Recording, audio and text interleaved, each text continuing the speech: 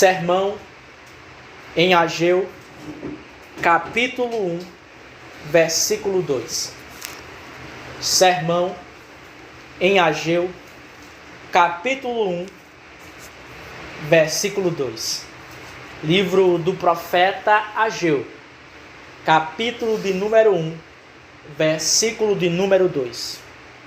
Esse é o nosso nono sermão no versículo 2, ou a nona parte no versículo 2. Ageu, capítulo 1, versículo 2. Assim diz a palavra de Deus. Assim fala o Senhor dos exércitos, dizendo: este povo diz: o tempo ainda não é chegado, o tempo em que a casa do Senhor deve ser edificada. Amém. No último sermão, irmãos, nós tivemos a oportunidade de analisarmos e de examinarmos de modo mais atento e preciso como a hipocrisia, a falsidade, leva os homens a criarem os mais variados e robustos argumentos para justificar, isto é, para fundamentar a apatia, a preguiça, a falta de disposição e a frieza deles em relação aos caminhos de Deus. Porque nós vimos que a hipocrisia, ela possui uma tensão contínua em sua própria natureza. Quem é hipócrita sempre tem duas faces. Sempre deseja se mostrar, por um lado, zeloso, mas esse zelo é contrabalanceado com a outra face, o medo de ofender o mundo. Então a hipocrisia sempre está em uma contínua tensão, que faz os homens justificarem a sua falta de adesão, profissão e abraço de toda a religião prescrita por Jeová em sua santa palavra. Então toda a religião dos hipócritas é sempre uma série contínua de concessões. É sempre o ceder, é sempre o entregar, é sempre o se conformar ao presente século. Só que a hipocrisia, irmãos, ela também possui uma cegueira inerente. Todo hipócrita tem uma cegueira em seu coração, pelo qual eles começam a distorcer a realidade. Eles distorcem a realidade, mudam os fatos ou tentam alterar a interpretação deles para que se adeque ao mundo fantasioso que eles criaram em suas mentes. Um dos argumentos a qual a hipocrisia que engana os homens é fazê-los pensar que não há necessidade de restaurar e de reformar a igreja. Todas as coisas estão boas e satisfatórias. Eles são tão falsos que não conseguem ver a podridão e a sujeira a qual se encontram. A hipocrisia, ela faz com que os homens acreditem que esse estado conturbado e aflitivo a qual a igreja hoje tem vivido é a condição normal. É o estado normal que a igreja deve viver. E que o único possível estado ou condição da igreja é essa perversão da religião. E certamente é agradável para os seus espíritos preguiçosos. Porque quando a hipocrisia os cega para fazerem pensar que esse estado terrível a qual a igreja se encontra hoje é o único estado possível. E devemos nos contentar com o pisar de Sião. Isso é agradável aos seus espíritos. Por quê? Porque não precisam trabalhar para reedificar os muros de Jerusalém. Eles pensam que tudo deve ser como agora é e que não existe outra forma. Então devemos nos acostumar com a desonra que é feita contra Jeová. Devemos nos acostumar a tolerar e participar das contaminações das ordenanças. Devemos cooperar e achar normal que os homens blasfemem contra o Senhor Jesus Cristo. A hipocrisia, ela não somente cega, ela não somente tira a sua capacidade de fazer um julgamento correto das coisas.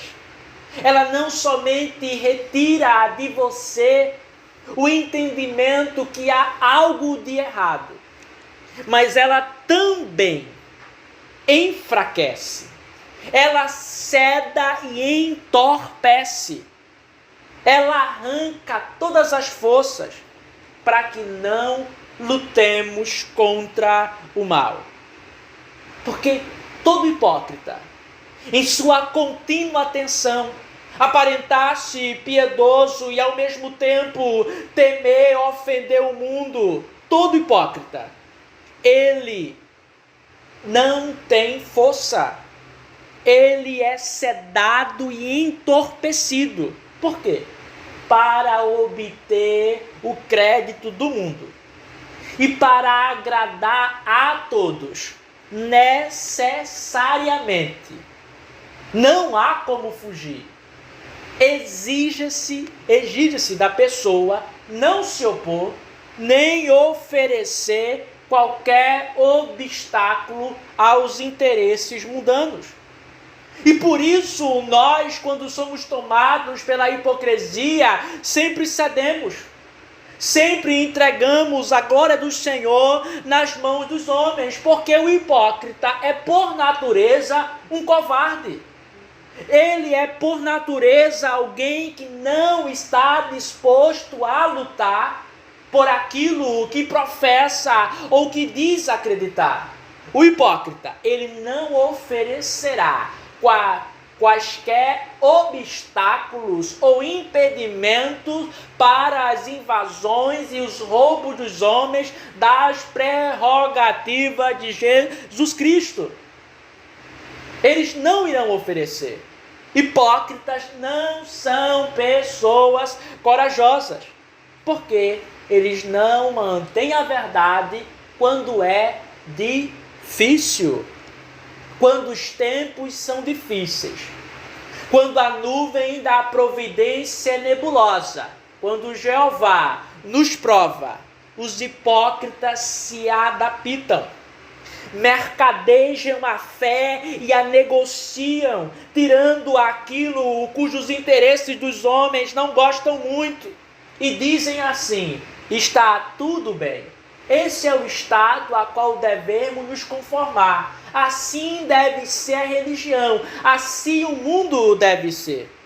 Mas Paulo, este sim, a quem devemos ouvir e dele aprender, nos ensinou o contrário desse comportamento covarde. Paulo disse, na sua primeira carta à igreja em Corinto, capítulo 16, versículo 13, vigiai, estais firmes na fé, portai-vos como homens e sede fortes. Portai-vos como homens, irmãos. Andrizomai significa hajam com coragem. A hombridade da fé. Agir como homem na fé requer que resistamos e desafiemos. Sim, nos levantemos contra as invenções humanas em tudo aquilo que é prerrogativa e que pertence a Deus. Portai-vos como homens, é ter coragem para se levantar e dizer: ei, você não pode desmanchar a obra divina. Você não tem autoridade, nenhum de nós irá tolerar que você derrube os caminhos do Senhor. Não iremos mascarar a perversão. Não iremos dizer que está tudo bem. Iremos dizer: há uma brecha em Sião. Há uma brecha nos muros de Jerusalém. É necessário aplicarmos o remédio do Senhor. Mas o hipócrita se conforma. O homem luta. O hipócrita cede. O falso é inconstante. Mas o fiel, ele sabe em quem tem crido. A consequência, irmãos, é que a genuína coragem e a hipocrisia são coisas totalmente incompatíveis. Todo aquele que muda, ameniza, esconde a verdade em tempo de provação, todos aqueles nos tempos a qual a verdade demanda que levantemos uma bandeira em prol dela, que ele cede, que ele coloca um pé atrás, revela-se um hipócrita. Mas a coragem genuína, quanto mais o mundo se opõe, quanto mais o mundo se esperneia e grita, a coragem levanta uma bandeira cada vez mais alta. Para, irmãos, sermos verdadeiros, é preciso sermos corajosos. Todas as pessoas verdadeiras são pessoas corajosas. Não existe fidelidade, não existe lealdade a Jeová sem coragem. Porque é a fortaleza do espírito. O que é a coragem? É a fortaleza, a firmeza de espírito que garante a sustentação da religião ordenada nos tempos de adversidades. Covardes, hipócritas, só garantem levantar a bandeira quando lhes for conveniente. Quando não houver ventos contrários e não houverem tempestades nem relâmpagos no céu. Mas os corajosos, aqueles que de fato são verdadeiros, erguem uma bandeira em prol de Sião, seja em tempo de seca, de chuva, em tempos de relâmpagos ou tsunamis, em todos os tempos, aqueles que são corajosos se levantam em favor do Senhor Deus.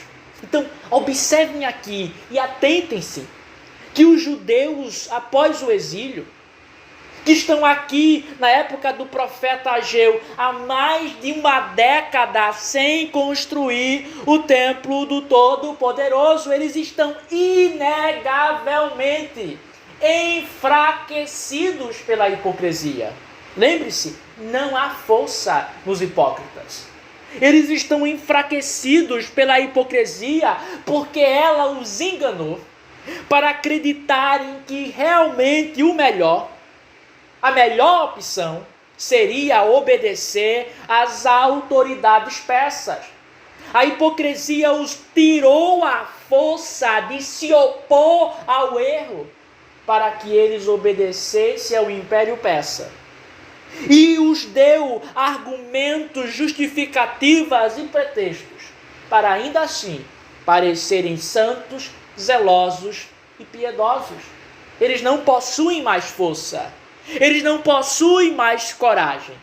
E como isso é evidenciado? E como nós vemos claramente isso? Eles estão seduzidos com a ideia que o tempo ensina os homens a se acostumarem com o decaimento da religião. Vejam, quando eles dizem assim, o tempo ainda não é chegado, eles estavam pensando, irmãos, que enquanto pudessem viver daquela forma, enquanto pudermos viver sem o templo do Senhor, enquanto pudermos viver sem os sacrifícios e as festas a qual Deus prescreveu, enquanto pudermos viver sem hastear o brilho e o resplendor da igreja sobre todo o mundo e os nossos irmãos no exílio, nós iremos viver dessa forma. Nós iremos adiar a restauração da igreja. E nós podemos viver como porcos. Para que sair da pocilga? Se podemos viver no esgoto, por que temos que nos lavar? Hipócritas só agem quando seus interesses são prejudicados. A hipocrisia dos judeus de tentar aparentar ser o povo do Senhor, enquanto adiavam o templo, enquanto adiavam a reconstrução da casa do Senhor Altíssimo, os enfraqueceu, tirou deles a coragem. Quando qualquer um de nós entra no caminho do ceder e do conceder, nós estamos perdendo a força que deveríamos ter para nos opor. O tempo ainda não é chegado. Por qual razão? Nós podemos viver assim. Nós podemos viver nesse estado calamitoso a qual a religião está. Nós podemos viver nesse estado a qual tudo que pertence a Deus é desprezado. Mas ora, o Senhor não ordenou que façamos algo? Sim, mas o tempo ainda não é chegado. Enquanto estivermos confortáveis, enquanto pudermos estar dessa forma, nada iremos fazer. A hipocrisia não só lhe cega, repito, ela irá tirar toda a força, a coragem e a fortaleza de espírito para defender a verdade. Entretanto, irmãos, se nós pegarmos a lupa divina da Escritura e aproximarmos mais o pecado da hipocrisia, encontraremos que ela possui uma raiz, ou uma das suas raízes é um mal profundo, um mal maligno, estarrecedor e nojento. A hipocrisia tem uma raiz ou uma fonte suja, a saber, a vergonha da religião verdadeira. A hipocrisia se alimenta e tem uma fonte chamada a vergonha de Deus. Uma vez, irmãos, e atentem-se a isso, que existe uma força e um brilho na sã doutrina que não podem passar despercebidos. Isto é, uma vez que Deus brilha a sua luz sobre nós, uma vez que Ele nos ilumina para que conheçamos os seus santos caminhos, não é possível ser indiferente. Não é possível simplesmente olharmos para a verdade que nos é apresentada, para o brilho do Evangelho, e colocarmos o olhar de lado como se não houvesse algo brilhando ali. A verdade, irmãos, demanda uma posição. Ela reivindica que reconheçamos a sua bondade. A verdade reivindica que admitamos a sua pureza. Ela exige que a professamos. Não existe como ignorar a verdade. Mas a vergonha, ela é a dor por considerarmos que algo é vil ou mal.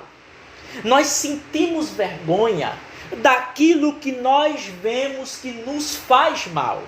Nós sentimos vergonha daquilo que faz o nosso nome ser manchado pelos outros homens. Nós sentimos vergonha daquilo que fará todos terem os nossos nomes em suas bocas. Só que não existe, irmãos, não existe vergonha além da vergonha daquilo que nós consideramos que possui algo ridículo. Nós temos vergonha daquilo que é ridículo. Nós temos vergonha daquilo que nós vemos que há um nojo, uma imundície, uma sujeira. E por isso que Deus diz que aqueles que são maus não têm vergonha de suas ações. Basta que voltemos um livro. Estamos em Ageu, voltemos um livro. Sofonias, capítulo 3, versículo 5, diz assim: o justo Senhor, Sofonias 3:5. O justo Senhor está no meio dela, e ele não comete iniquidade. Cada homem traz o seu juízo à luz. Ele não falha, mas o injusto não conhece a vergonha. Porque os homens maus não se envergonham. Porque eles cometem o pecado, fazem a profanidade, adulteram, quebram a lei de Deus e não há neles nenhuma dor ou consideração do nojo que eles estão fazendo. Porque eles não veem aquilo como mal. Eles não veem aquilo como vil. É a natureza humana ter somente vergonha daquilo que nós consideramos que é algo impróprio, que é algo inadequado, que é algo que nos faz mal. Os homens obstinados e duros, mesmo diariamente confrontados pela Escritura, mesmo que a Escritura revele a podridão do seu estado pecaminoso, não sentem vergonha alguma. Por qual razão? Porque eles estão acostumados com a iniquidade. Eles estão tão acostumados com o pecado que eles passaram a ficarem insensíveis ao seu mau cheiro.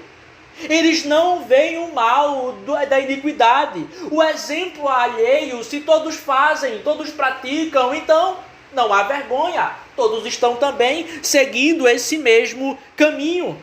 Toda vergonha, irmãos, ela está relacionada, e fixem isso em suas mentes, ao julgamento, ao entendimento que algo, aquilo do qual temos vergonha, possui uma impureza e uma desonra.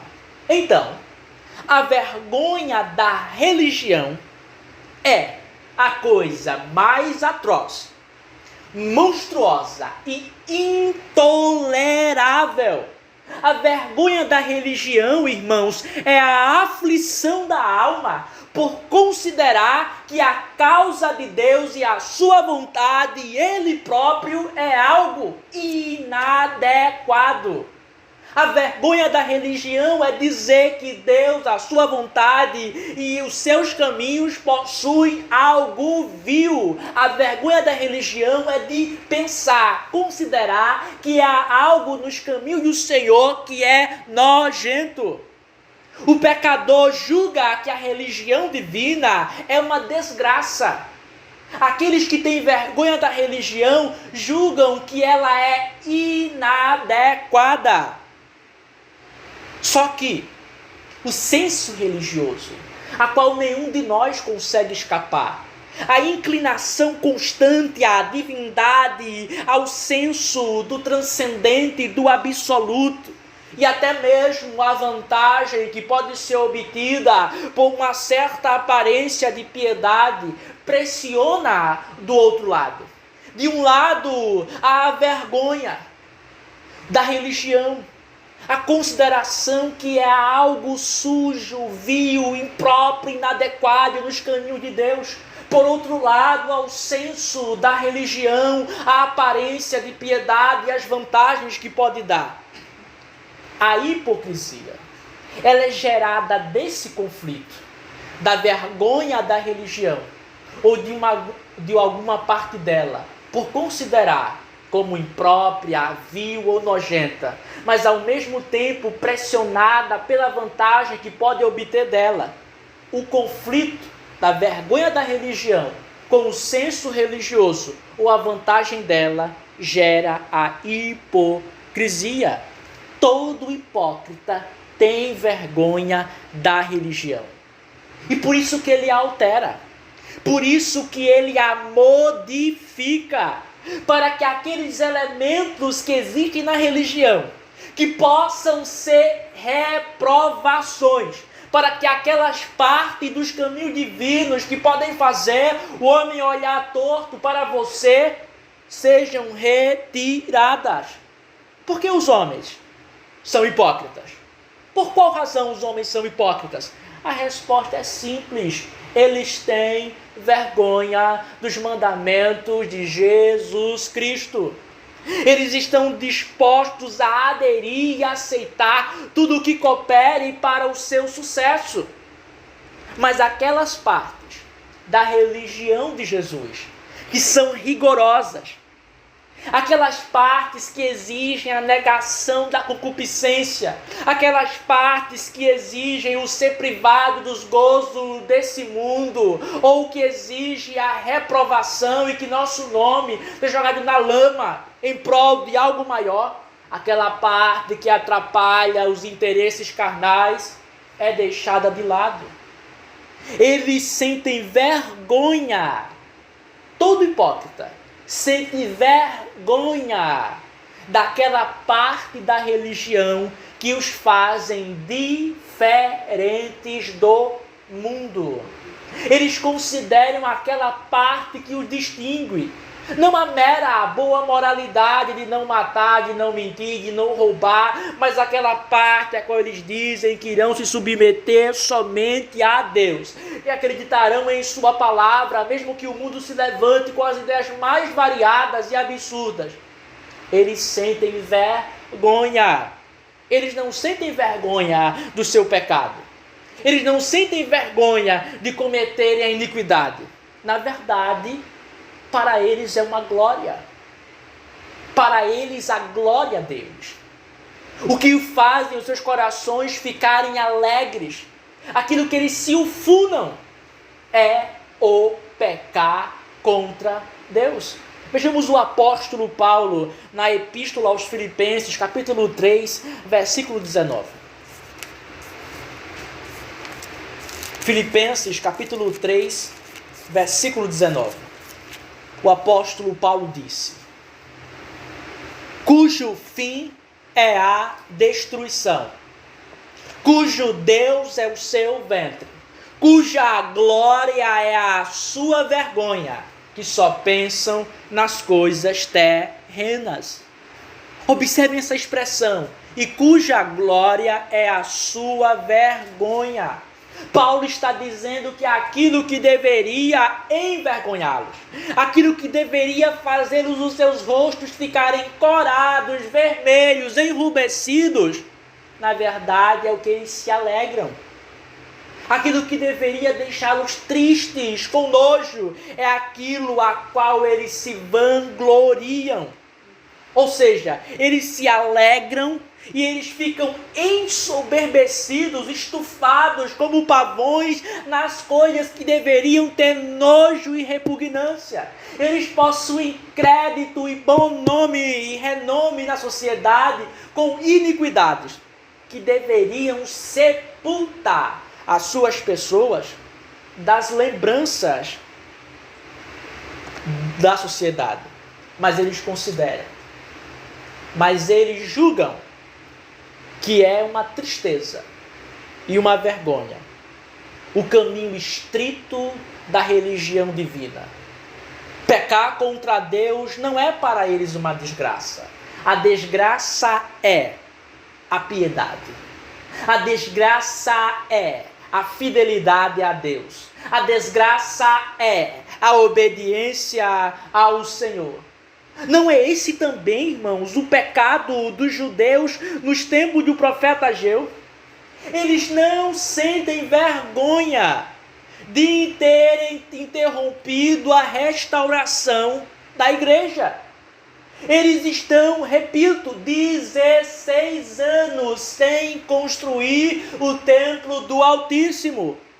Não estão desgostosos com a sua preguiça, mas estão satisfeitos.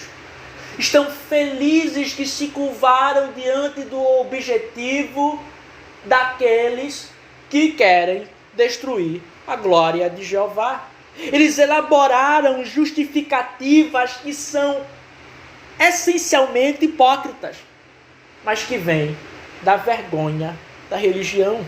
Os judeus, irmãos, vamos atentar e ver melhor o pecado deles, a qual vemos o nosso próprio. Eles têm vergonha de reconstruir o templo. Eles consideram que é algo inapropriado, que é algo inadequado obedecer a Deus na reconstrução do templo. Todos aqueles que sentem vergonha de algo, eles sentem vergonha porque consideram que aquilo possui algum mal. Eles pensam que de fato é mal construir agora o templo do Senhor. O tempo ainda não é chegado. O tempo em que a casa do Senhor deve ser edificada. Por quê? Porque eles têm vergonha. Eles evitam todo o assunto da restauração com essas palavras. O tempo ainda não é chegado. Por qual razão? Porque se eles reconstruírem o templo, se eles voltarem a reconstruir a casa de Deus, eles se tornarão alvo do escárnio, da zombaria do Império Persa. Os samaritanos irão, como os Sambalate, se levantar contra eles e dizer coisas horríveis. Os escarnecedores diriam: ora, esses pobres e fracassados judeus ainda tentam construir o templo do seu Deus? Não são esses judeus pessoas fracas? Pode esse povo desprezado e pequeno enfrentar o grande Império Persa? Pode esses pobres judeus e fracassados enfrentarem nós, os samaritanos, que estamos aqui desde muito tempo? Então a igreja se acanha. A igreja retrocede, porque não possui a aprovação dos homens.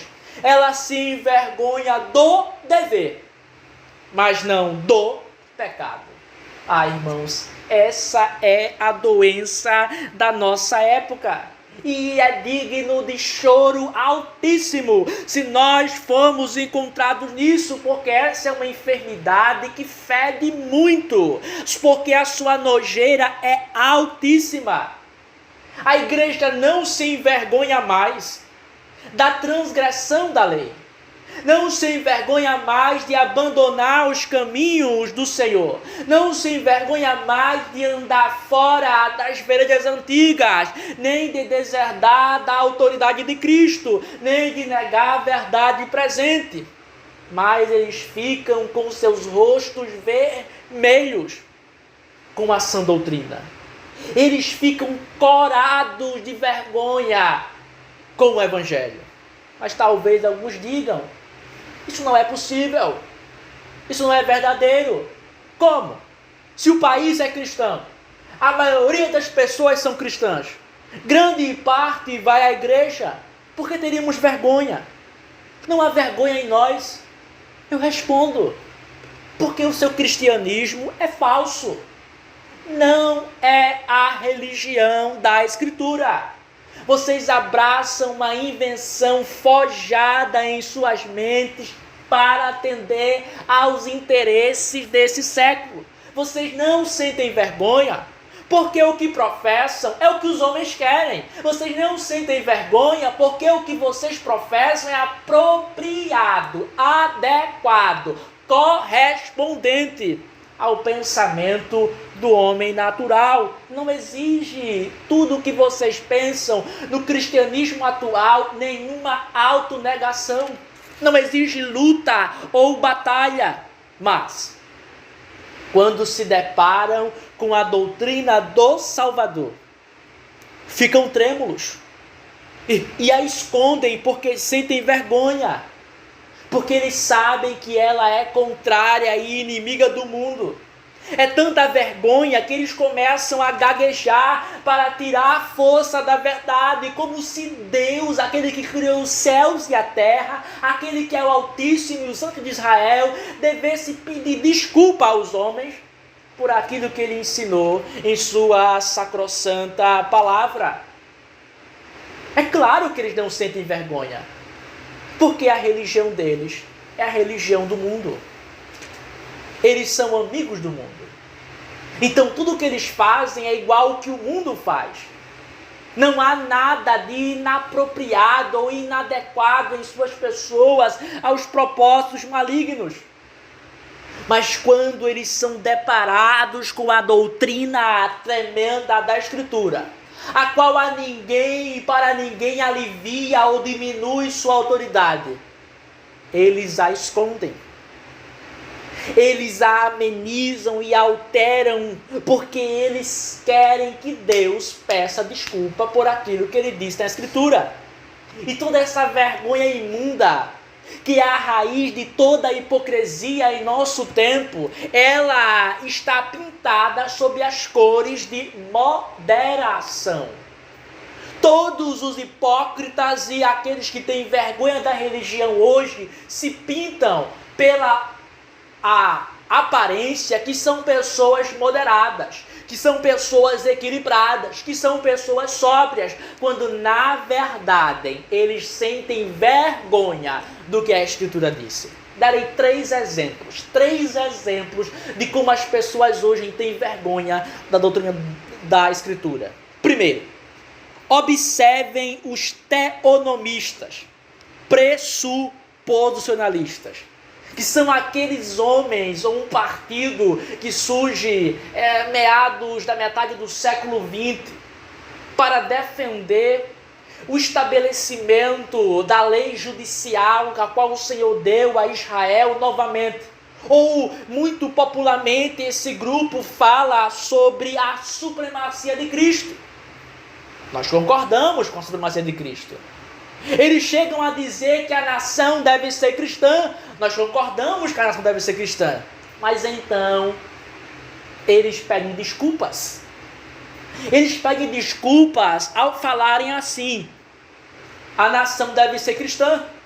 Devemos ter um país obediente às leis de Deus. Agora, observem as desculpas. Mas vamos trabalhar com os anabatistas. Vamos trabalhar com os arminianos. Vamos trabalhar com os outros para fazer o Brasil um país cristão. Qual será o cristianismo do Brasil que eles defendem? A mistura. O cristianismo nacional desses homens é o samaritanismo. É a religião mestiça, é a comunhão com o erro. Mas o que a Escritura diz?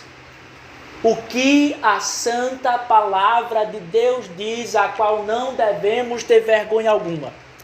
Segundo Crônicas, capítulo 25, versículo 7.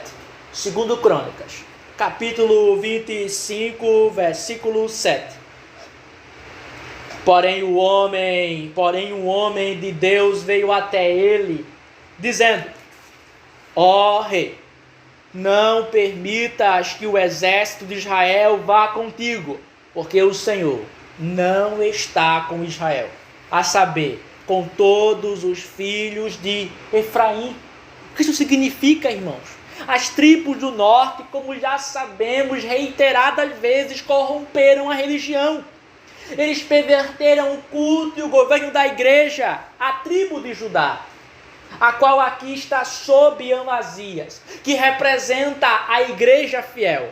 Não deveria se juntar, se associar com aqueles que são culpados de corromper, distorcer, perverter a religião de Jeová. Eles não devem esperar nenhum bem daqueles a qual o próprio Deus se afastou. O que isso significa, irmãos? É que mesmo que estejamos batalhando por uma causa certa, não devemos nos associar com quaisquer desviantes que querem ajudar. Basta lermos Esdras 4. Quando os samaritanos vieram oferecer ajuda para construir o templo do Senhor, o que disse Zorobabel? Não iremos receber sua ajuda. Eles eram da religião mestiça. A ajuda deles seria uma comunhão com os seus erros. A ajuda deles não seria para o mesmo fim de unidade de mente e afeição e propósito. Mas eles dirão, ora, isso é extremismo, isso é fundamentalismo, nunca vai dar certo. Mas essa é a nossa diferença com eles. Nós não somos incrédulos. Nós não recorremos a métodos a qual o Senhor não abençoou. Nós não queremos meramente um país cristão. Essa é a nossa diferença com esses teonomistas. Nós queremos e batalharemos por uma nação reformada sob a uniformidade da religião. Sem arminianos, sem anabatistas, sem papistas, todos eles devem ser extirpados, porque eles são samaritanos. Mas eles possuem vergonha. Os teonomistas possuem vergonha de excluir aqueles que o próprio Deus ordena que não tenhamos comunhão. Eles têm vergonha de excluir aqueles que o próprio Deus chama de este povo. Porque Deus não está com os arminianos. Deus não está com os anabatistas. Deus está com aqueles que amam o seu nome e temem os seus mandamentos. Não tenhamos vergonha disso. Não tenhamos vergonha de dizer em alto e bom som: nós queremos uma nação reformada sob a uniformidade da religião. E estarão excluídos todos aqueles que professam outra coisa além da verdadeira religião reformada. Não iremos sacrificar o edifício precioso da religião por uma ralé imunda que pisa na palavra de Jeová. Deveríamos ter vergonha de nos associarmos a esses filhos de Efraim, a qual quebram a lei de Deus, a qual promovem uma visão pelagiana, a qual corrompem a escritura, a qual promovem um culto falso, mas não vergonha de defender que o nome de Deus seja um em toda a terra, como disse o profeta Zacarias. Mas esses homens têm vergonha. Vejam, eles sempre irão até um certo ponto. Eles sempre irão admitir uma certa aparência da piedade. Mas logo depois, eles mostrarão que existe um ponto que os torna desagradáveis, que eles irão abdicar. Nós não somos amigos da tolerância. Isso nos torna extremamente mal vistos pela massa corrupta. E daí? Nós não nos importamos, porque o que estamos mantendo aqui é aquilo que o Senhor disse: não se junte com Israel, porque o Senhor não está com ele, a saber, com todos os filhos de Efraim. Ou seja, não se junte com os corruptores e declinantes da religião verdadeira. Se os homens se envergonham, que se envergonhem para a sua própria desgraça da própria Escritura. Segundo, irmãos, observem outros que têm vergonha da religião, que são os defensores modernos da comunhão, da união e da disciplina da igreja. Vamos nos atentar principalmente nesse último ponto, da disciplina da igreja. Esses homens, ou essas pessoas, gostam de encherem as suas bocas, dizendo que a disciplina é uma das marcas da verdadeira igreja. Eles se orgulham e dizem que em suas congregações podemos ficar seguros que ali haverá a disciplina conforme Cristo ordenou em sua palavra. Então vamos examinar mais de perto quem eles permitem participar do sacramento da ceia em suas igrejas. Quem eles permitem assentar-se na mesa do Senhor para comer do pão e tomar do vinho. Quem eles permitem? Quem? Anabatistas. Eles permitem batistas e pentecostais. Lembrem-se, são pessoas infames, que negam o batismo para os filhos da aliança. São pessoas que negam que os nossos pequeninos devem ser selados como parte do povo de Deus. São assassinos espirituais. Mas eles são recebidos na comunhão do povo de Deus. Essa é a disciplina. Essa é a disciplina a qual eles defendem, a qual eles permitem que anabatistas, entusiastas, se juntem a eles na comunhão do corpo e do sangue de Jesus. São com esses negadores do batismo dos infantes, negadores da autoridade da Escritura, que eles são um só pão e um só corpo. Mas, irmãos, vamos ver mais como eles são hipócritas, como eles têm vergonha da religião. Se fosse um membro da igreja deles, se fosse alguém dentro da igreja deles, alguém que for membro da congregação deles, que creia que as crianças não devem ser batizadas, que creiam em alguma doutrina contrária à confissão de fé, eles removeriam, eles tirariam do sacramento. Mas aí vemos a hipocrisia e a vergonha da religião. Se eles removeriam alguém que é membro da igreja, por que então alguém de fora, que mantém a doutrina errônea, é permitido? O que é isso que eles fazem? Se não fazer com que a disciplina eclesiástica seja facultativa ao pensamento dos homens e à regra dos homens.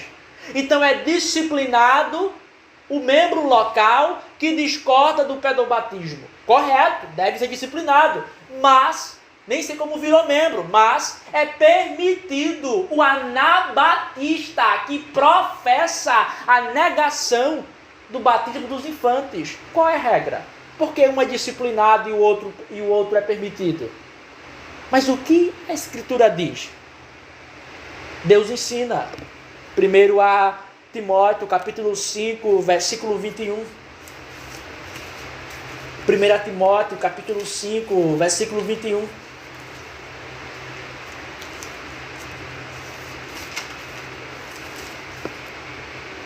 Conjuro-te diante de Deus e do Senhor Jesus Cristo e dos anjos eleitos que observem estas coisas, sem preferir um antes do outro, nada fazendo por parcialidade.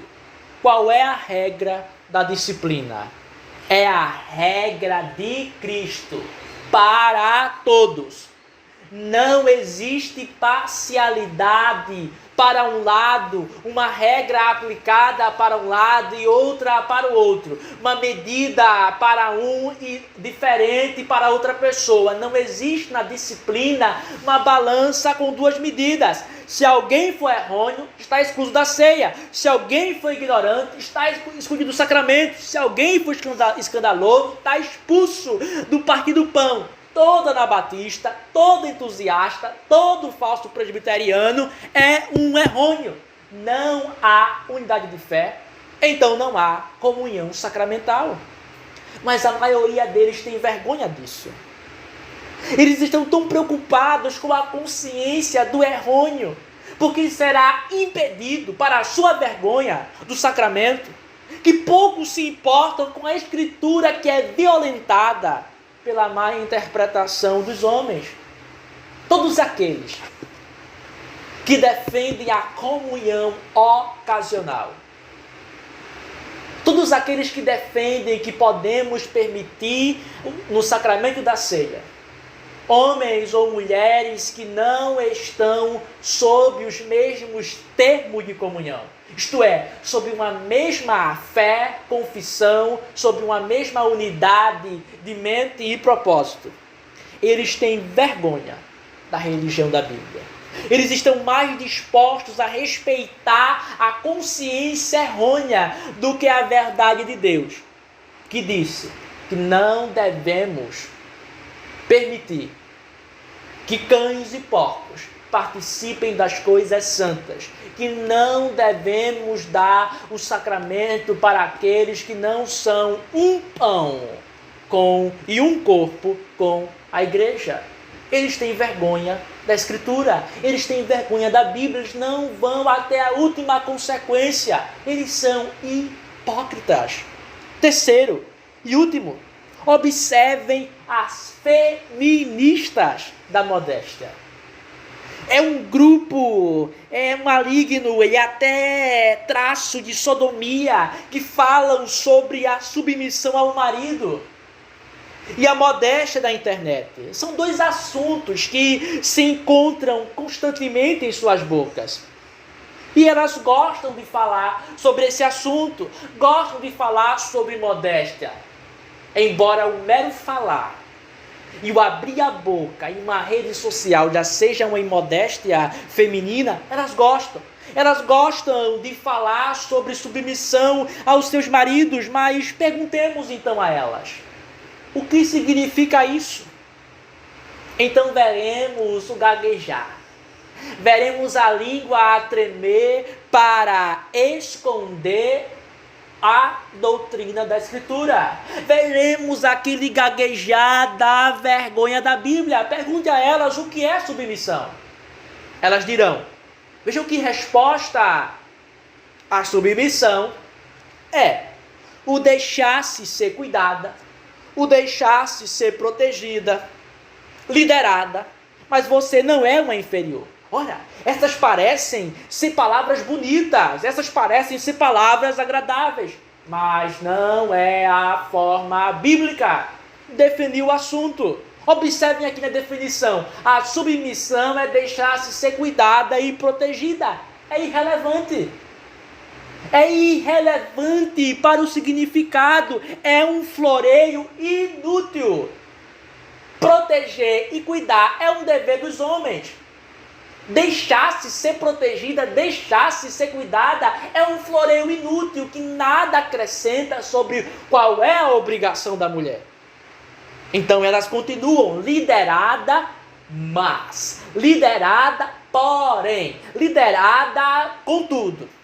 Quando elas colocam um mas, elas mostram a vergonha da Escritura.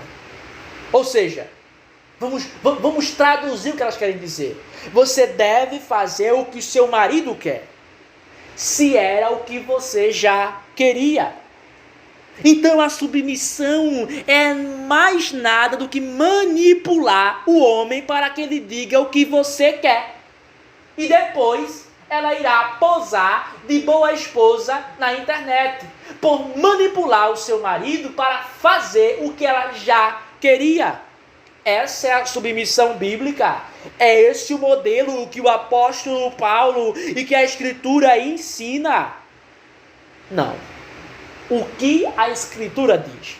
Ela diz, Efésios capítulo 5, versículo 33. Assim também vós, cada um em particular, ame a sua própria esposa como a si mesmo, e a esposa reverencie seu marido. Veja, a raiz da submissão é esse último versículo que é pouco citado ou discutido. A raiz da submissão é a reverência interior. A palavra que Paulo usa aqui, fobiomai, vem de fobia, é temer o marido. Esse temor do marido faz com que a mulher se dedique a agradá-lo, que é a sua alegria vê-lo satisfeito com o seu bom comportamento, mas também é o seu temor, isto é, o seu receio, a sua tristeza, quando ele fica ofendido justamente por algo que ela tenha cometido.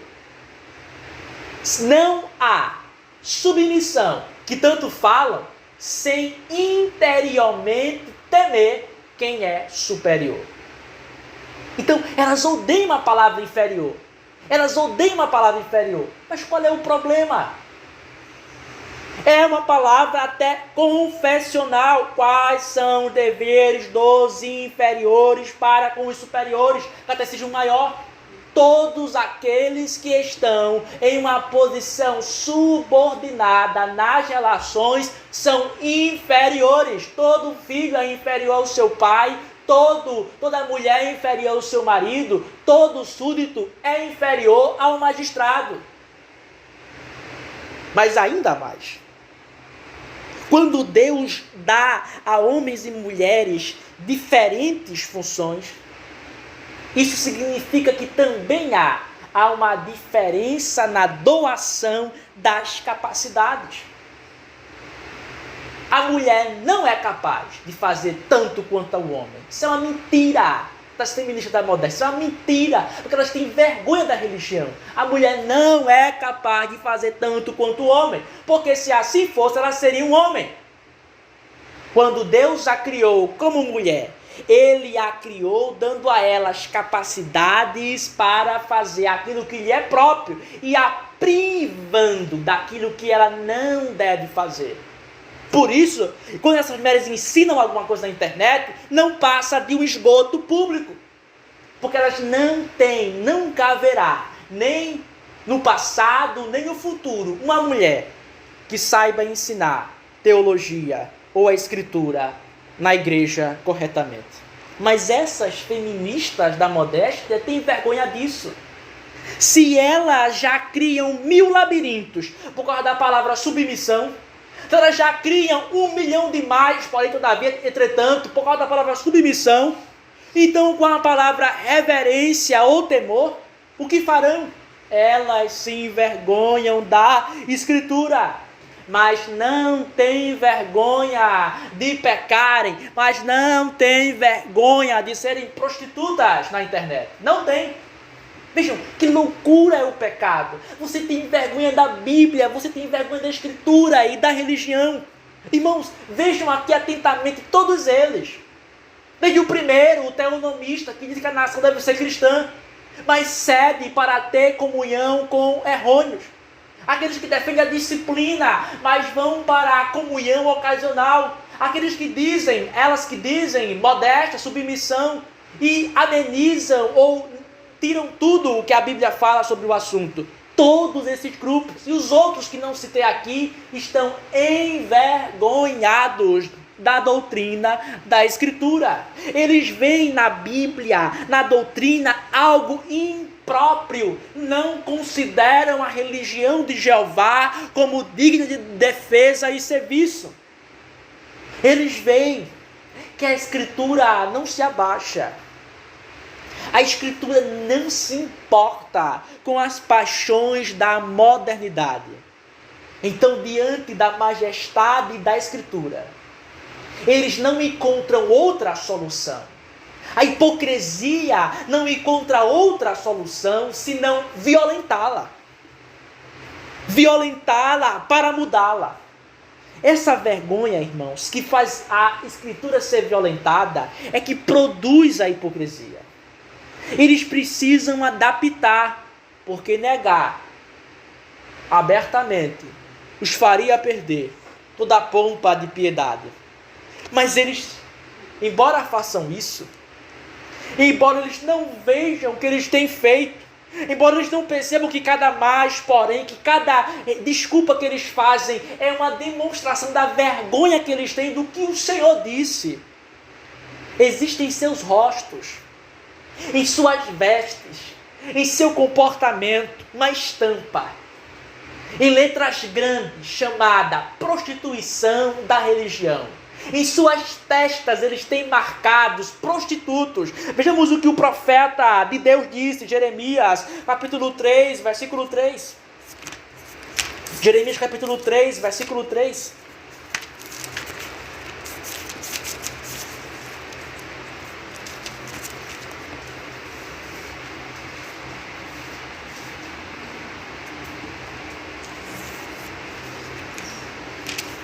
Portanto, as chuvas foram tiradas, e não houve chuva seródia, e tu tens a testa de uma prostituta, e tu recusastes a ser envergonhada.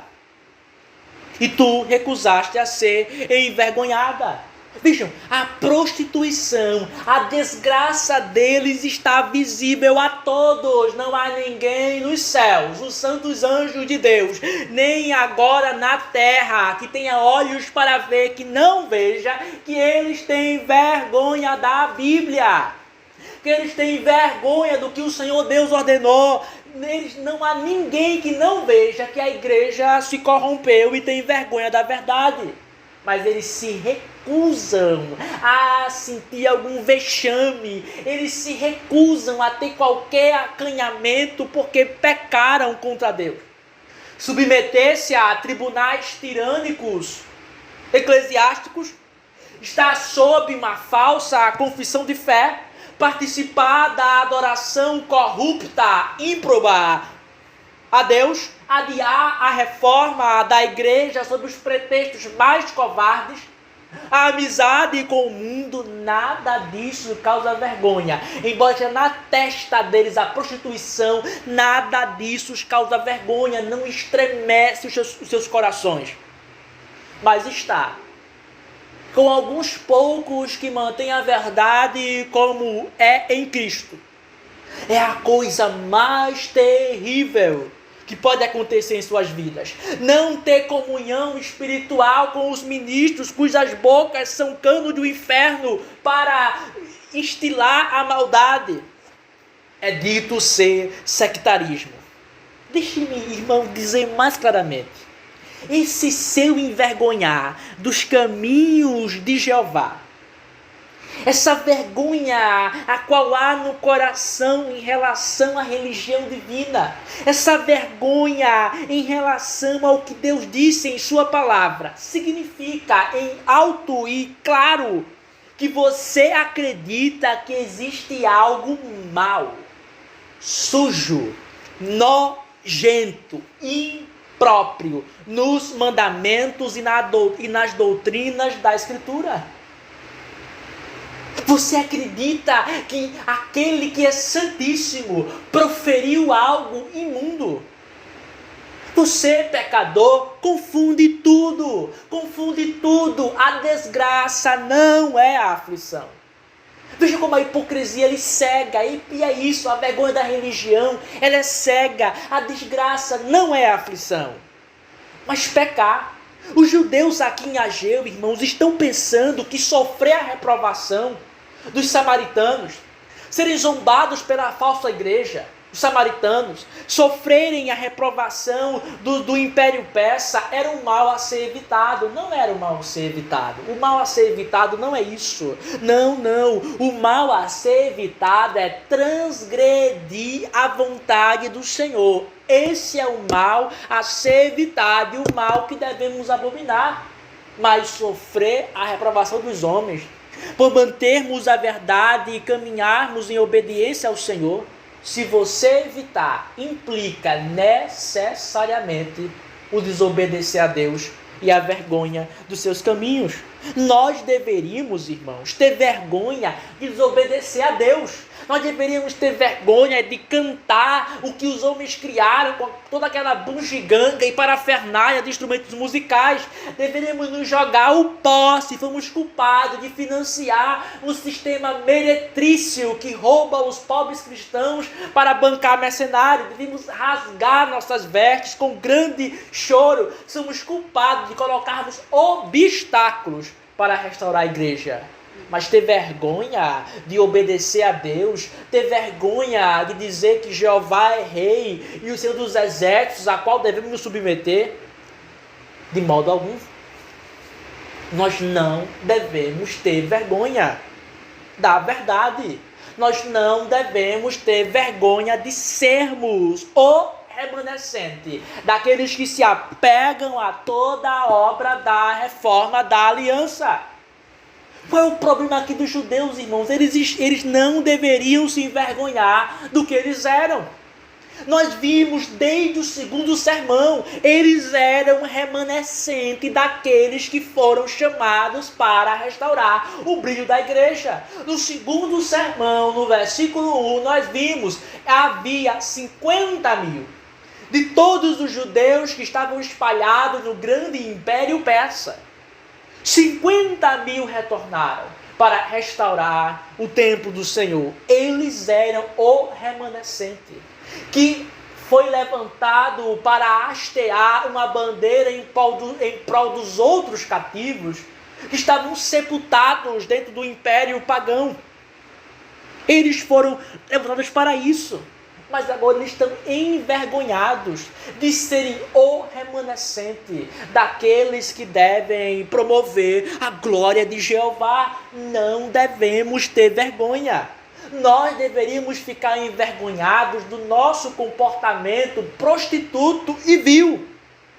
O comportamento que provocou o cativeiro espiritual.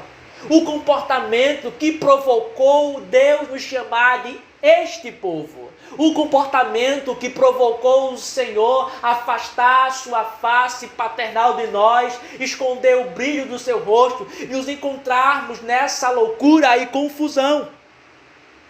Mas ter vergonha daquilo para o qual Deus nos chamou de modo algum. Não há impropriedade. Não há nada de inadequado, não há sujeira, não há malignidade a qual você deva ter nojo naquilo a qual o Senhor o chamou.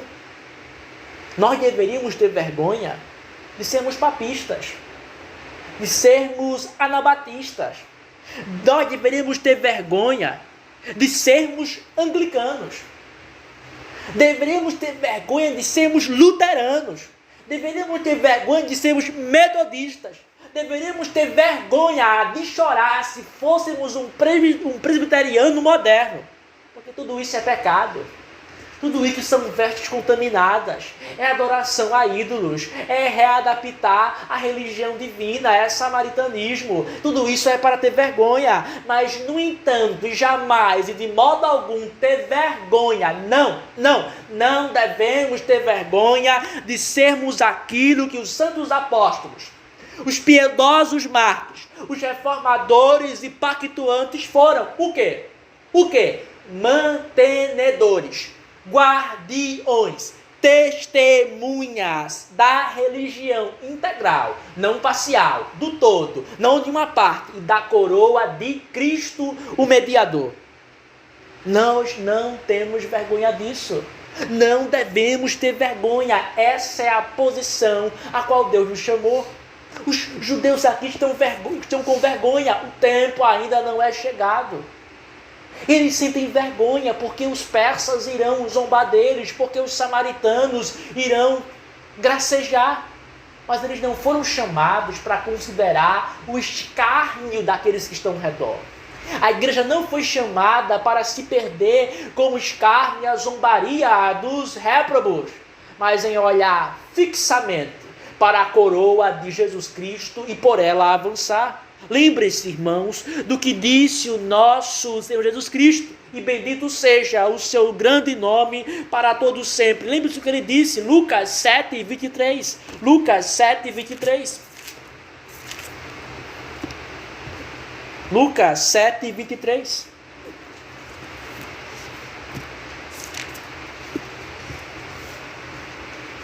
E abençoado é aquele que não se ofender em mim. E abençoado é aquele que não se ofender em mim. O que isso significa? O que é se ofender em Cristo? A doutrina de Cristo, irmãos, e a sua própria pessoa é desprezada pelo mundo. Cristo e a sua doutrina sofrem as mais terríveis calúnias. O próprio Cristo, Santo de Deus, foi maltratado por falar aquilo que o Pai o ensinou e não o que os homens queriam. Porém, é abençoado, isto é agraciado, é feliz aquele que vê o escárnio dos homens, que vê o Cristo sofredor e maltratado e ensanguentado, que vê as calúnias dos homens e os preconceitos, e não recua e nem tropeça. Ou seja, não deixa de abraçar a religião de Cristo que é apresentada na Escritura por causa de quaisquer preconceitos da carne. Abençoado é aquele que não se envergonha de nenhum ponto da sábia vontade daquele que é a própria sabedoria encarnada. Observem que Cristo diz: abençoado é aquele que não se ofender em mim. Porque em mim. Cristo está aqui, irmãos, colocando toda a religião, toda a doutrina, toda a adoração, todo o governo, tudo o que é da religião divina nele. Por quê? Porque tudo vem sob a autoridade do cabeça e do mediador. Tudo está contido em Cristo. Então, quando você tem vergonha da verdade, você tem vergonha de Jesus Cristo, porque ele disse, João 14, versículo 6, eu sou o caminho, a verdade e a vida. Se há vergonha de um ponto mínimo da verdade, essa é uma vergonha do próprio Cristo que a ordenou e a entregou. Se você tem vergonha do governo da igreja, então você tem vergonha do rei que instituiu esse governo. Isaías 9,7. Porque para nós um menino é nascido, para nós um filho é dado, e o governo estará sobre o seu ombro. Quem é o menino?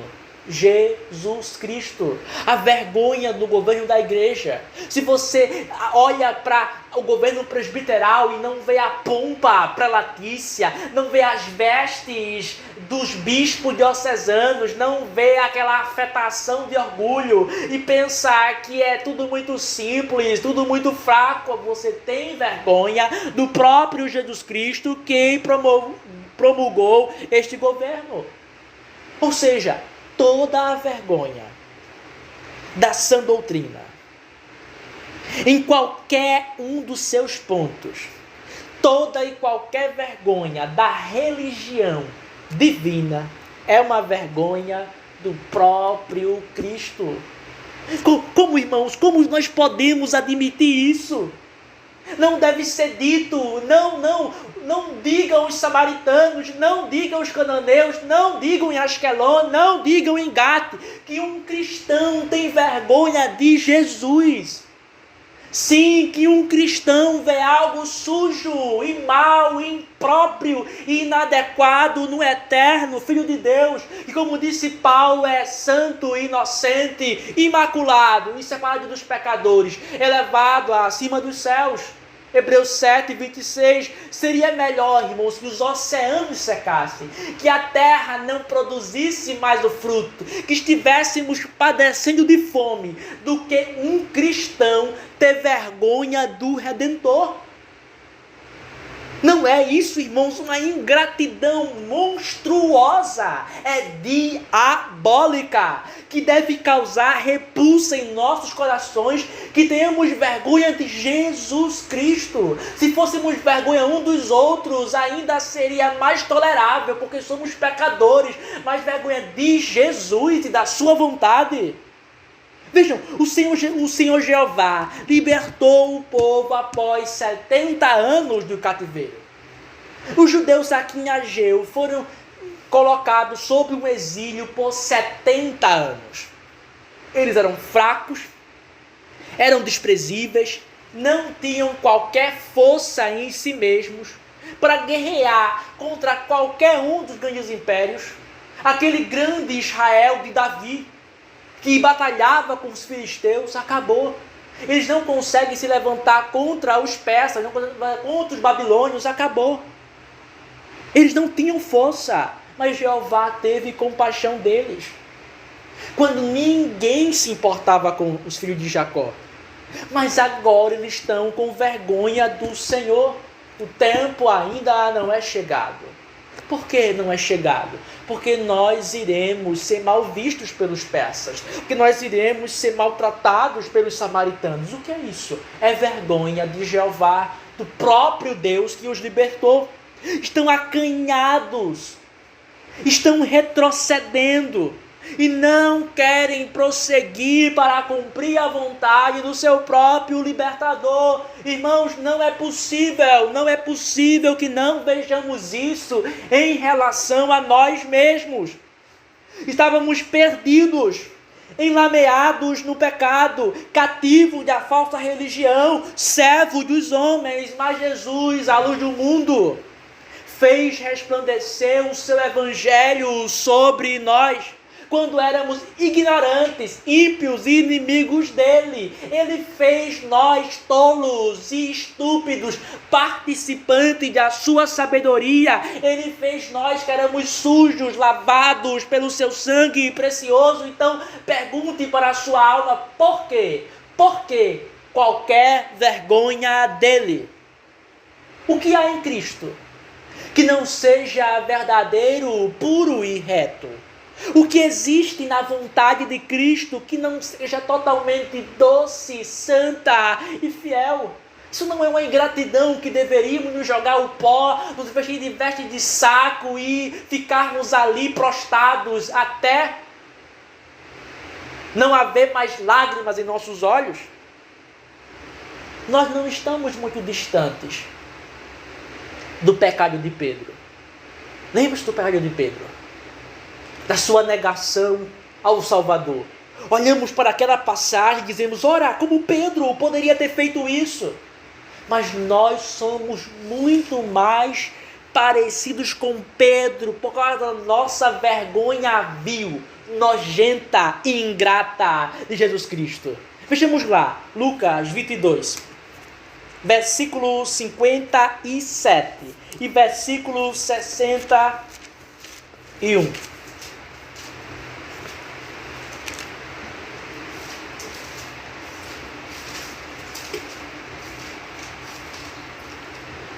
Lucas 22, versículo 57 e versículo 61. E ele negou, dizendo, mulher, eu não o conheço. 61. E virando-se o Senhor, olhou para Pedro. E Pedro lembrou-se da palavra do Senhor como lhe tinha dito. Antes do galo cantar, tu me negarás 3 vezes. Vejam aqui, irmãos. Isso parece muito distante para o seu coração. Isso parece que é algo que você nunca cometeria. Então pense o seguinte. Quando a doutrina de Cristo está diante de nós, nos convocando para que tomemos uma posição em honra dela, quando as reivindicações da coroa de Cristo Rei estão exigindo a nossa defesa, quando quaisquer um dos pequeninos fiéis estão sofrendo pela verdade e necessitam do nosso socorro e auxílio, quando damos um passo para trás, quando fingimos que não sabemos daquilo e que não temos nenhuma relação com aquele assunto, saibam que Cristo ali na doutrina, Cristo estampado na palavra, Cristo na sua coroa, Cristo nos fiéis, que luta por meio dele, olha para nós e diz, tu não me conheces mais? Não, olhe para o lado, olhe para Cristo na doutrina, que você nega, e diga, não a conheço. Olhe para Cristo, que está na doutrina, na coroa e nos fiéis, e diga, eu não o conheço. O olhar de Cristo, irmãos, para Pedro e para nós, não eras tu, um defensor meu? Então por que agora se recusa a tomar parte dos meus sofrimentos? Quando Cristo olha para Pedro, irmãos, é exatamente isso que significa o seu olhar. É como Cristo, somente por um olhar, dissesse, Pedro, tu não me conheces mais. Pedro, tu não eras meu defensor. Quando você nega e tem vergonha da religião, Cristo na doutrina lhe pergunta, tu tem vergonhas de mim? Tu tem vergonhas de mim? Esse olhar de Jesus Cristo, irmãos, quando temos vergonha dele, quando temos vergonha da religião, deveria quebrar os nossos corações, deveria rasgar nossas almas, que tenhamos vergonha de Jesus Cristo. E esse atraso da reforma que é defendido, dizendo o tempo ainda não é chegado. não significa outra coisa. É como se eles dissessem assim: não chegou o tempo. Não chegou o tempo de nos envergonharmos pela nossa falta de disposição. Não chegou o tempo de nos lamentarmos pela nossa preguiça espiritual. Nós estamos no tempo, que os céus e a terra tremam. Nós estamos no tempo da vergonha de Jeová. Não chegou o tempo de pararmos de sermos hipócritas, pois ainda temos vergonha dos caminhos do Senhor.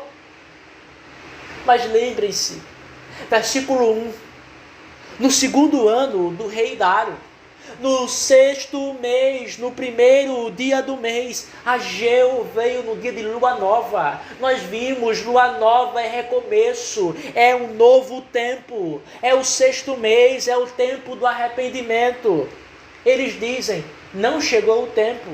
Não chegou o tempo para nos arrependermos, não chegou o tempo para pararmos de termos vergonha do Senhor, que é um pecado maligno, nojento, em grau altíssimo. Mas Ageu, ao vir na lua nova, no 6º mês, diz, chegou o tempo de parar com esse comportamento vil.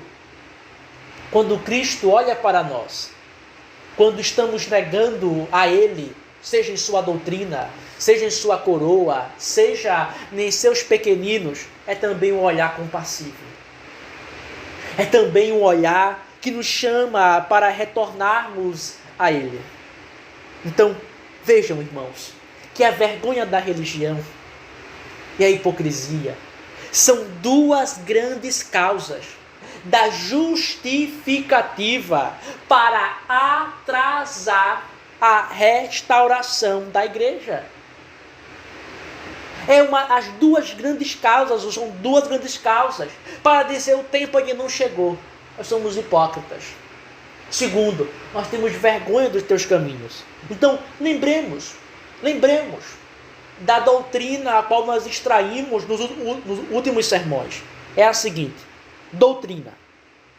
O coração, para se auto-justificar em seu curso pecaminoso, elabora os mais variados argumentos para fundamentar a indolência, isto é, a falta de disposição, a preguiça e o atraso na obra da reforma da igreja.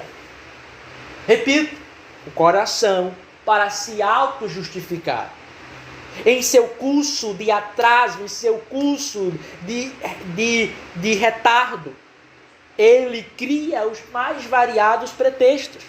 Sob essa doutrina, nós já vimos os argumentos dos judeus. Os argumentos de que o cativeiro não terminou. O argumento que poderiam viver como os patriarcas. Nós começamos no último sermão a analisar os argumentos dos nossos tempos. Vimos que a hipocrisia gerou dois argumentos no sermão passado. Primeiro argumento, não há necessidade de haver uma reforma. Segundo argumento, deve haver um tempo mais pacífico, que todos concordam, todos estão mais inclinados a andar juntos. Mas quais são os argumentos daqueles que têm vergonha da religião? Porque a hipocrisia gera os seus argumentos. E a vergonha da religião também tem argumentos peculiares para atrasar a reforma da igreja em nossos tempos. Então vamos ver dois argumentos. O primeiro argumento, que vem da vergonha da religião em nossos tempos, é o seguinte. Eles dizem assim: o partido que defende a reforma da religião não passa de jovens, de pessoas incautas, de pessoas não formadas. Não há entre eles doutores, não há entre eles os melhores mestres. Ninguém que é considerado grande defende a causa deles. É um argumento popular, é um argumento muito popular. Por que deveríamos ouvir este grupo de jovens precipitados? Porque quem são os seus doutores? Quem são os seus ministros? Esse é um argumento muito popular entre aqueles cujos cabelos grisalhos não trouxeram sabedoria. É um argumento típico do espírito da prelazia. O que é a prelazia, irmãos? Lembre-se, é aquele espírito dos homens que se consideram superiores. Não por qualquer razão bíblica ou justa, mas porque eles têm títulos e nomes. Nós somos os reverendos doutores, nós somos os bispos diocesanos, nós temos um supremo concílio ou qualquer outro tribunal ilegítimo. Então, a grandeza dos preláticos, daqueles que têm a prelazia, não reside em serem fiéis à Escritura. Não residem em professar integralmente a fé. Todo homem que professa a doutrina da Bíblia, que é fiel à Escritura, é grande, não por causa dele, mas porque do que ele se apoia e em quem ele descansa. Mas a prelazia, ela se considera grande por causa do quê? Do prestígio que possuem das pessoas. Eles são aclamados. Eles são bem-quistos, logo devem estar certos. Mas o que devemos pensar de uns poucos pobres e pequenos em Sião, que estão dizendo: os muros de Jerusalém estão caídos, os muros de Jerusalém estão caídos. Os inimigos adentraram no templo e pisaram o átrio externo. Eles dizem: esses não são ninguém. Não ouvi esses jovens. Os melhores homens não concordam com eles. Podem os melhores homens estarem errados? Apesar da força desses argumentos, para aqueles que amam as aparências, para aqueles que gostam da pompa, esse tipo de raciocínio, irmãos, prestem atenção, é o mesmo raciocínio dos fariseus para que o povo não cresça em Cristo. Vejamos lá, Evangelho segundo João, capítulo 7, versículos 48 e 49.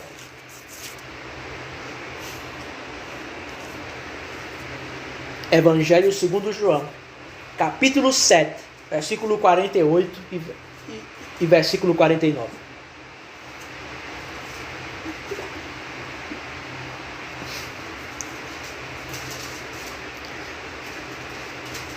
Algum dos governantes ou dos fariseus acreditou nele, mas esta multidão que não sabe a lei é maldita. Repito, João 7, 48 e 49. Algum dos governantes ou dos fariseus acreditou nele, mas esta multidão que não sabe a lei é maldita.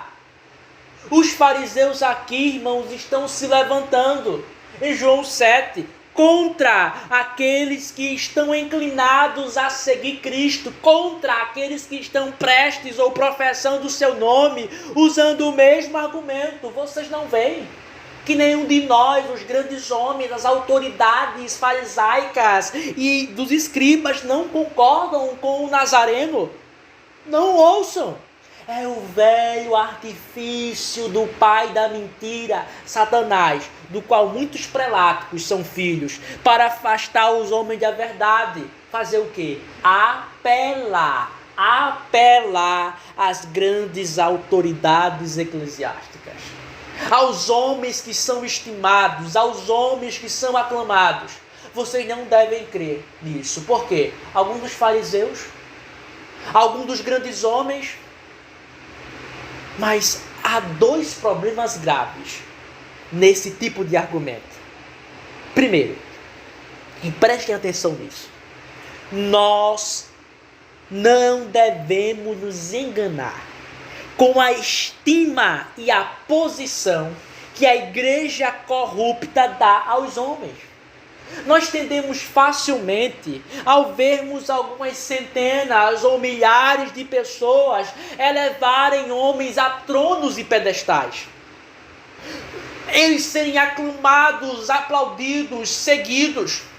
Então pensamos, veja, carnalmente, que eles são piedosos, que eles são dignos de atenção, que há alguma credibilidade no que falam.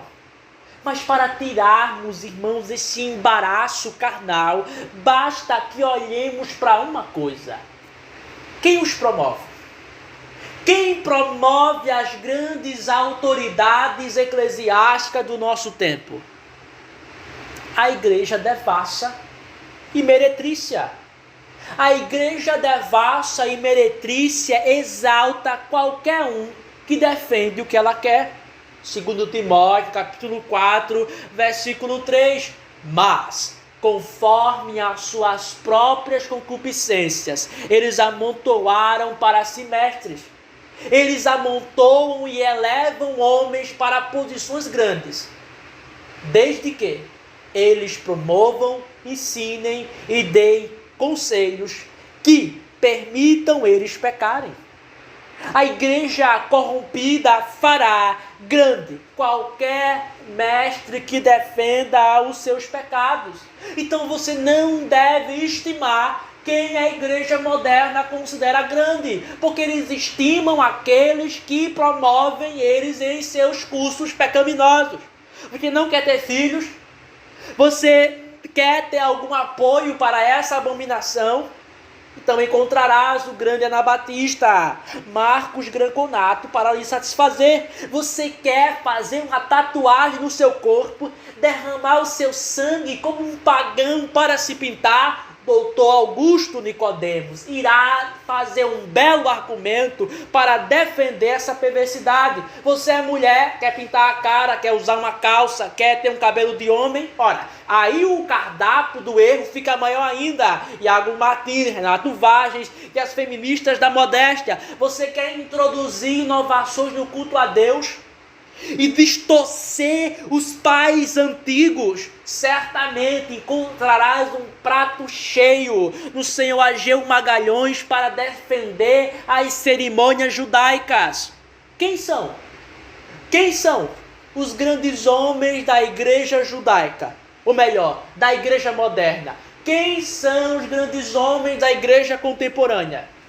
Eu respondo, são os garçons e mordomos da perversão da religião.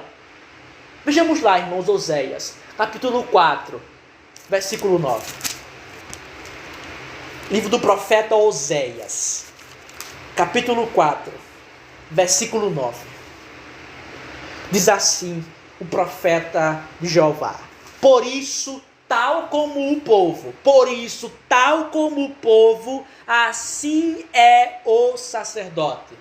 E os punirei por causa dos seus caminhos, e lhes darei recompensa das suas obras. Oséias 4:9. Tal como é o povo, tal como é a massa corrompida, assim são os seus líderes. Se o povo era corrupto, devasto, prostituto, o sacerdote ensinava o que eles queriam. Tal como é a igreja moderna, assim são os seus grandes homens.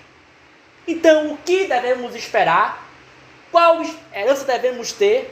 Daqueles que foram levantados, daqueles cujo prestígio e aclamação é para sepultar e fazer esquecida a reforma da igreja, o caminho da piedade, da uniformidade da religião. Tal como é o povo, assim é o sacerdote. Os ministros de hoje são um reflexo não de Cristo, mas da massa corrupta que querem pecar, e eles dirão o que seus ouvidos desejarem. É esses que devemos estimar, é esses que são os doutores. Se for para ser um doutor em um erro, é melhor ser ignorante. Segunda razão: não existe, irmãos, autoridade maior que o mestre supremo da igreja, o Senhor Jesus Cristo. Cristo disse, Mateus 23:10, porque um só é o vosso mestre, o Cristo. Toda e qualquer autoridade está sujeita à Escritura. E, portanto, qualquer um deles, e deixo isso muito claro, talvez não entendam ainda, todo apelo a uma autoridade para nos fazer declinar, para nos fazer não obedecer aquilo que Cristo ordena em sua santa palavra, possui o valor de um esterco de um boi. É nojento, é digno de repulsa. Se não entendem, que fique claro agora, o seu título, o seu argumento tem tanto valor quanto o esterco. Não é digno de atenção, mas de repulsa, de nojo. De nojo, porque os homens tentam nos alienar, nos distanciar, de separar de Cristo. Temos vergonha da sua vontade. E a história não mostra suficientemente como esse apelo às grandes autoridades nada serve, senão para atrapalhar. Se a igreja primitiva, a igreja apostólica, tivesse parado de pregar o evangelho, porque as autoridades judaicas ordenaram. Se o profeta Jeremias tivesse parado de anunciar suas mensagens, porque todos os outros sacerdotes se levantaram contra ele. Mas qual é a ordem da Escritura em relação às autoridades, que não são autoridades que derivam a força no Senhor? Não escuteis as palavras dos profetas que profetizam para vós, eles vos farão vão. Jeremias 23:16, Provérbios 19, filho meu, cessa de escutares as palavras que te farem errar contra o conhecimento. Sim, irmãos, devemos fechar os ouvidos para aqueles cujas línguas não passam de sentimento de vergonha da religião, daqueles cuja língua é o atraso, a desculpa pela verdade, a conformidade com o pecado. Eles não são autoridades legais de Cristo. Quando a massa corrompida, contaminada, apela para essas autoridades, algum dos fariseus, algum dos escribas acreditou nele, respondamos: porventura, os teus mestres se submetem a Cristo? O que o Senhor Jesus disse em sua palavra? Veja, não é idade, não é título que determina o lado certo, mas a concordância com a palavra de Deus. Nós somos protestantes, nós somos papistas. Para além disso, irmãos, existe algo que deve ser acrescentado. Eles são jovens, é um argumento popular, mas deve ser algo aqui acrescentado. Se existe na juventude o perigo da precipitação, existe igualmente na velhice e no passar do tempo o perigo da mornidão e da falta de zelo. Não é sem razão que Salomão, o mais sábio entre os homens, ordena que sirvamos a Deus com todo o nosso ímpeto, enquanto ainda jovens. Porque chega aos anos, Salomão diz, Eclesiastes capítulo 12, versículo 1, que o homem diz: não tenho neles prazer. A velhice, ela traz a perda do corpo, a perda da força do corpo. A velhice traz a perda da força da mente. É como diziam os antigos puritanos, a velhice é em si uma enfermidade. Ela carrega o corpo com outras doenças e se não bem cuidada, ela conduz a uma desesperança desanimadora. E por isso, se os jovens não devem ser precipitados, os velhos devem prestar atenção. Se o desvanecer do seu corpo não está acompanhado do apagado zelo, se os anos que fizeram os cabelos ficarem grisalhos, também não fizeram eles ficarem acostumados com a condição decadente da igreja. O argumento considera que a juventude descredibiliza a reforma. É raciocínio anti-escritura, é raciocínio anti-bíblia. É bom que existam jovens, porque isso aponta, isso mostra que a tocha da verdade está sendo passada de geração em geração. É bom que existam jovens, porque isso aponta que a força e o zelo continuará aceso, o que é estranho.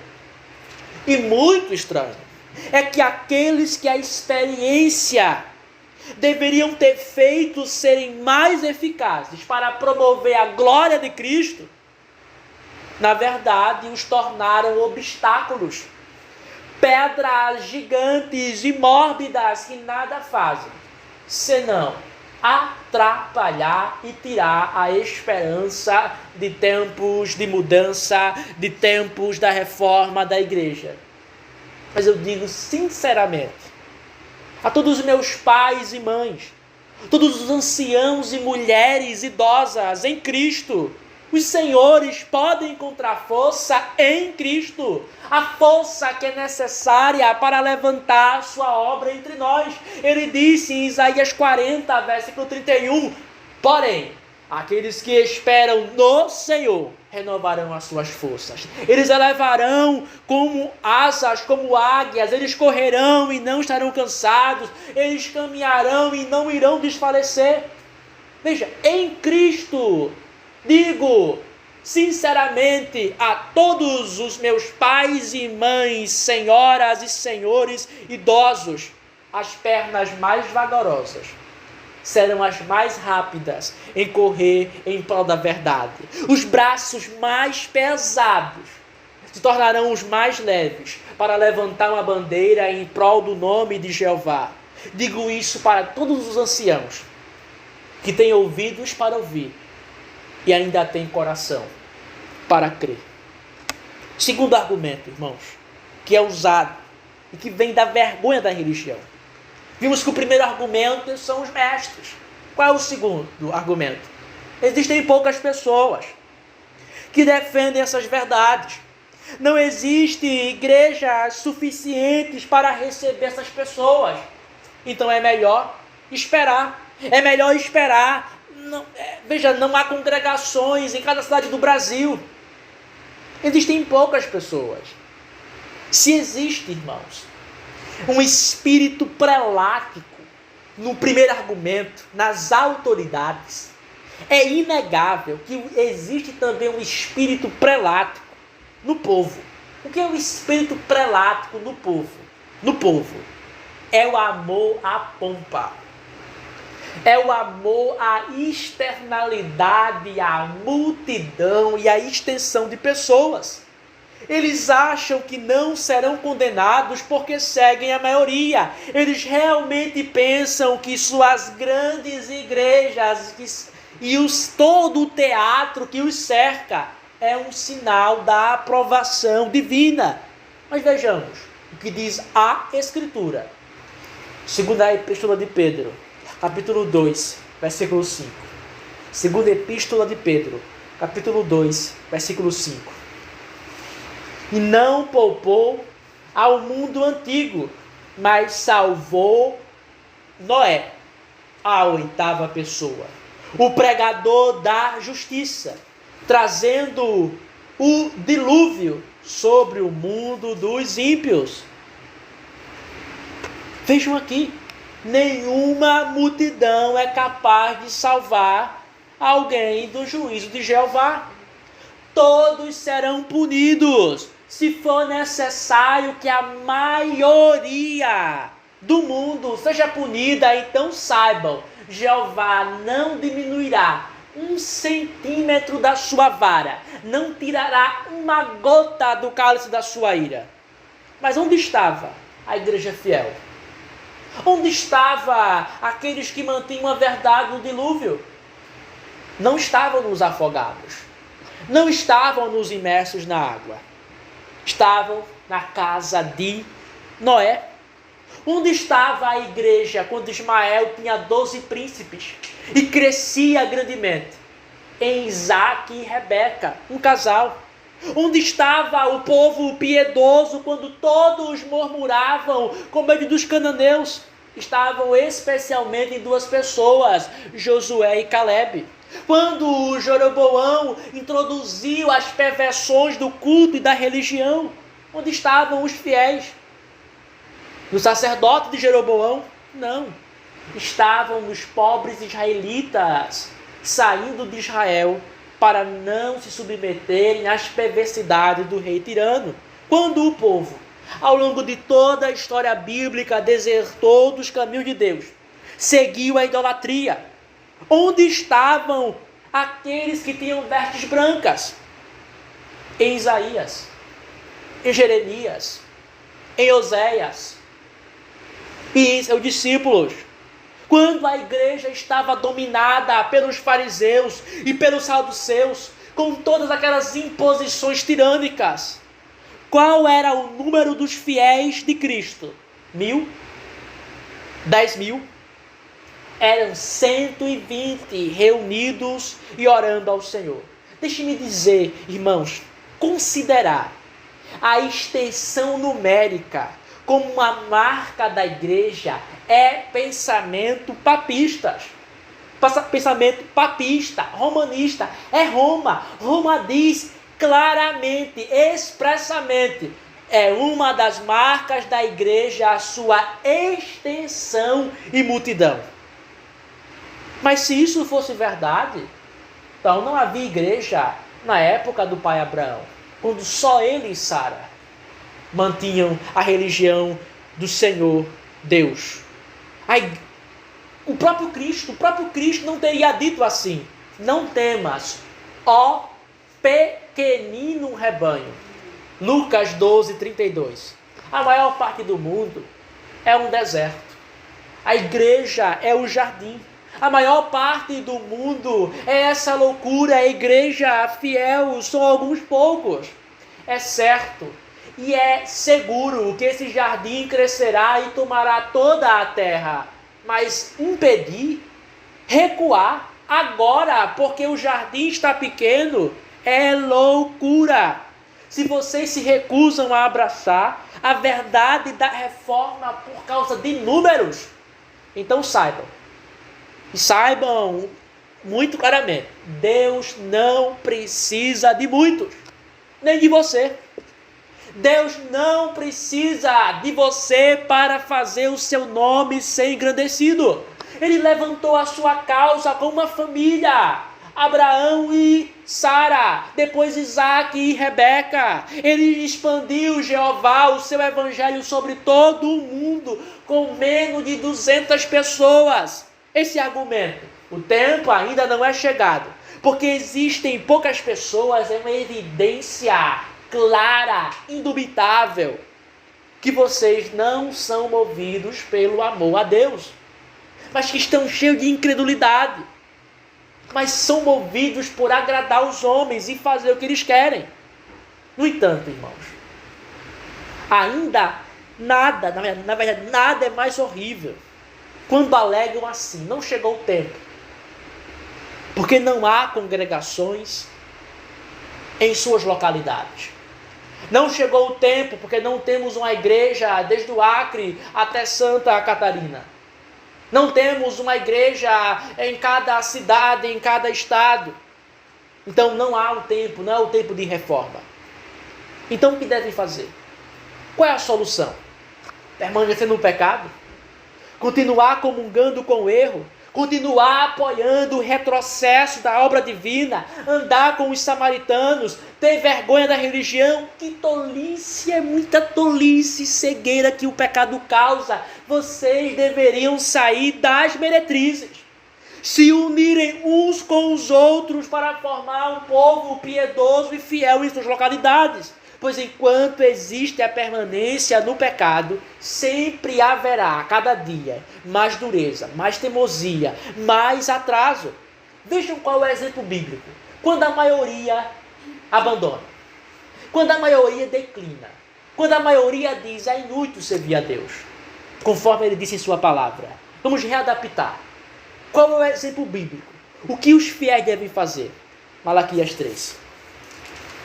Malaquias capítulo 3.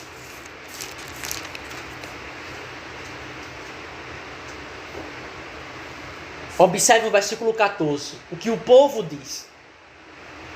Vós dissestes, Malaquias 3,14. Vós dissestes: inútil é servir a Deus. E que lugar e que lucro temos ao guardar a sua ordenança e andar de luto diante do Senhor dos exércitos? Que lucro temos? A igreja infiel diz: que lucro? culto regulado pela Escritura, isso não atrai as pessoas. Que lucro temos? Os fiéis. Versículo 16. Então, aqueles que temeram ao Senhor falaram frequentemente uns com os outros. O que significa, irmãos? Em meio à deserção da igreja aqui, na época de Malaquias, os piedosos, que não queriam participar da profanação, se uniram entre si para manter a verdade nos tempos que os homens desprezavam a religião instituída. A solução não é permanecer com as meretrizes, é abandonar elas. Ter vergonha por ter comungado com elas e se juntar àqueles que portam vestes brancas. Então, ainda assim alguém dirá, não temos um lugar para se reunir. Não temos uma estrutura para isso. Lembre-se daquelas doces palavras. Toda casa é Sião. Todo corpo fiel é um templo para servir a Deus. Foram doces palavras daquele puritano. Toda costa é judaica, toda casa é Sião, toda companhia, todo corpo fiel é um templo para servir a Deus. Qual é a base disso? Cristo disse, onde estiverem 2 ou 3 reunidos em meu nome, ali estou no meio deles. Mateus 18, 20. Veja, em meu nome, sob a autoridade dele, para ele, por meio dele, ali Cristo está. Não é paredes, não é tetos, não são bancos, não é isso que constitui a igreja. Isso é um local de reunião. A igreja é onde está aqueles que professam a verdade. Ela não está entre os muros, ela está nos pântanos, nos vales, onde estão os que erguem a bandeira pela coroa de Jesus Cristo. Então, uma aplicação, irmãos, para terminarmos. Uma aplicação de admoestação. Uma aplicação de admoestação. Vejam, nós vimos até agora 2 argumentos que os homens usam. Argumentos que vêm da vergonha da religião. São poucos. Não tem grandes mestres. Essa aplicação de admoestação é para todos aqueles que são tomados por alguma vergonha da religião. Por aqueles que escutam o julgamento do mundo sobre as coisas celestiais. Para aqueles que dão ouvidos para que o mundo pensa sobre o caminho de Deus. Vocês devem refletir. E peço para o bem das suas almas, pondere nisso. Por que você deseja o aplauso do mundo, os aplausos do mundo ímpio e cego? Por que você tanto se importa com o aplauso daqueles cujas mãos estão sujas? O desprezo dos tolos. Ser zombado pelos insensatos vale mais do que a aprovação a Deus? Ou seja, você considera mais digno, mais custoso o desprezo dos tolos, que prefere desaprovar a Deus? Não entendeis. Veja, para vocês que têm vergonha da religião, vocês não entendem que o mundo, a falsa igreja, não é um juiz ou juízes competentes nesse assunto. 1 João 3,1, portanto, o mundo não nos conhece. Portanto, o mundo não nos conhece. Por quê? Não o conheceu. Eles não conhecem a beleza de Cristo. Eles não conhecem as graças e os privilégios da salvação. Porque o julgamento deles poderia ser importante. Vocês deveriam se envergonhar, irmão, de serem tolos e ingratos, de arriscarem o bem de suas almas nas mãos daqueles cujos olhos estão cheios de trevas. Eles não sabem nem entendem o que é o amor de Cristo. Mas você provou isso. Então pergunto, vale mais o beijo dos homens do que eu dormir no leito com Cristo? Veja o que a noiva diz em Cantares à igreja. ele deitará. Ele quem? Cristo. A noite inteira. Entre os meus seios. Mas tu, que tem vergonha de Cristo, tens trocado a comunhão com o Rei. Tem trocado a intimidade com o marido de nossas almas por algumas migalhas dos amantes imundos. Que lamentável, que nojento, que tristeza, que essa tua vergonha o prive de Jesus Cristo, o mais doce e encantador. Existem, irmãos, inúmeras e variadas causas que levam os homens a se desculparem por não seguirem o caminho de Deus, como deveriam fazer. Mas nós vimos até agora que nenhuma delas é mais amarga e presente quanto a vergonha da religião. A vergonha da religião é um ataque direto à própria substância da piedade. É um ataque ao próprio Deus, à sua vontade e à sua pessoa. É como dizer e a consciência que existe algo podre, algo vil na vontade divina. Se os judeus observassem bem aqui no livro do profeta Ageu, eles veriam que tinham vergonha de Jeová. Ou seja, vergonha de obedecê-lo. Vergonha de fazer a sua vontade, de construir o templo. Assim o templo não é chegado, porque eles possuem vergonha de enfrentarem os caminhos e de enfrentarem os inimigos de Deus. Veja que Deus diz, este povo, Deus tem vergonha deles, mas Deus não tem vergonha de nós, sem antes que sejamos culpados por termos tido vergonha dele. O Senhor nunca abandona aqueles que o amam. O Senhor nunca esconde, ou abandona, ou destrói, ou priva aqueles que o amam, ou fala com eles dessa forma. Mas ele diz, este povo, porque vocês tiveram vergonha de mim, então eu tenho vergonha de vós. Mas nós não somos chamados, irmãos, para termos vergonha do Senhor. Nós somos chamados para sermos verdadeiros. E lembre-se, lá no começo, é preciso para ser verdadeiro, ser corajoso. Nós somos chamados para termos coragem e força. Segundo Timóteo, capítulo 1, versículo 8. Disse Paulo, o apóstolo, não te envergonhe do testemunho de nosso Senhor, nem de mim que sou seu prisioneiro. Não devemos escutar o barulho que o mundo levanta. Não escute o barulho do mundo. Quanto mais ferozes eles forem, quanto mais obstinados eles forem, então mais abertamente confessemos a verdade de Cristo Rei. Não tenhamos vergonha da fé. Não tenhamos vergonha, irmãos, dos companheiros de sofrimento, de cada um dos pequeninos, por mais pobres e desprezíveis que os homens os considerem.